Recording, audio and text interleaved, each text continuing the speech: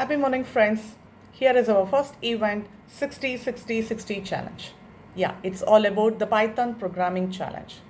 This Python programming challenge will teach you everything you need to know to get started programming in Python.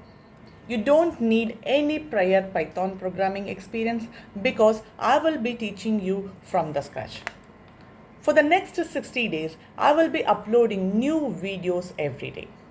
You're all going to work on the program for the next 60 days by spending 60 minutes every day. Python is a multi-purpose programming language that can be used for a wide range of tasks in artificial intelligence applications, machine learning, deep learning, data science projects. It can also be used for web development and automations. What is your motivation for learning Python? Let me know in the comment section below. Make sure you're subscribed and let's get started.